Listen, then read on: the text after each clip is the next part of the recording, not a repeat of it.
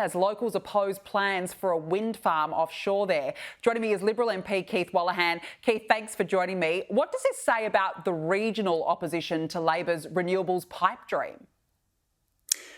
Before I get to the politics of it, can I just say that I don't support shouting down anyone, whether it's the Prime Minister, the opposition leader. I think as the election comes, I hope for a civilised debate. This isn't a sporting match, it's politics, it's people's future. So let's listen to the Prime Minister, let's debate him, but let's not shout each other down.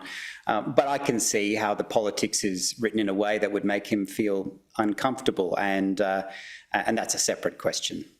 But I mean, he's gone there. They've announced this wind farm off the coast. The locals are clearly very, very unhappy.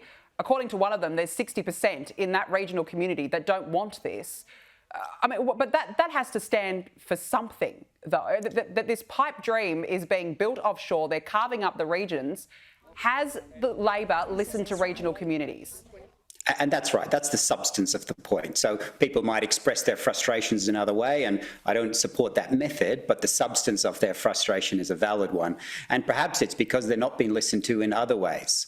And there are an important obligation on us as decision makers, us in the opposition, and certainly the government, to have a social licence for any change. And when you're going to make changes as big as this, the social licence is from the community that are directly affected. And as we see this massive rollout around the country, I'm hearing from my colleagues, particularly those in rural and regional areas, that they are not being listened to. So I think the government needs to treat them with more respect and listen to them. And if they don't, well, then they will pay for that at the ballot box. Yeah, and meanwhile, one of Australia's first commercial wind farms, Codrington in Victoria, will be decommissioned due to the cost of replacing ageing turbines. Keith, are we now seeing real issues with these wind farms? And this one only lasted 25 years.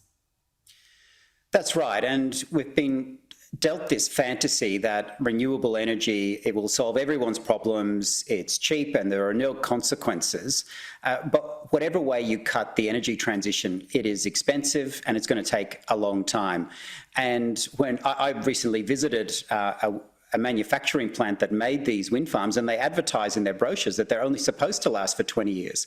And that drops when you go near coastal areas with salt erosion. And the materials that are required to upgrade these, particularly 2 decades on, means that the technology has moved, the transmission lines are not appropriate. So there are enormous costs and inefficiencies in replacing these, and we have to factor those into the costs. But when you listen to Chris Bowen talk about this fantasy world, he ignores that. And he doesn't face up to the reality of what we actually have to face when we replace ageing plants like this. Absolutely, and this is not what Labor will tell you, that you have to replace the plants after a certain amount of time, and that's the issue here.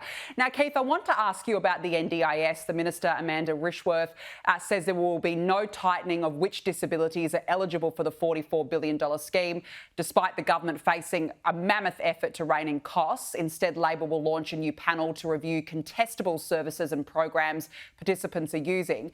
Now, Keith, look, there's no doubt this scheme is a behemoth. It was originally only designed for the most severely disabled. Now we've got rorts galore.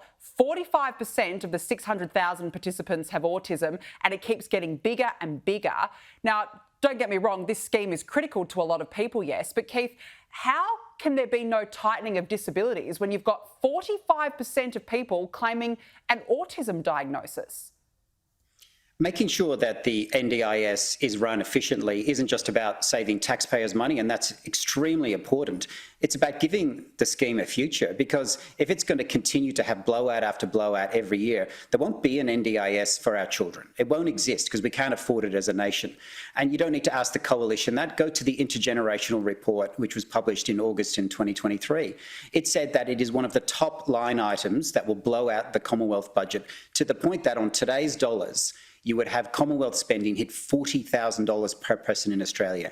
Now, the median salary, so half of all Australians, are on $65,000 or less. That is just totally unsustainable. So it's not a binary choice of, get rid of essential services or keep it as is. There are ways to find efficiencies, but you must start with the will to find them, and this new minister doesn't have that will. Nope, clearly it's just getting worse, and all at the expense of taxpayers again. Keith Wolahan, nice to catch up. Thank you very much for joining me on the show this evening.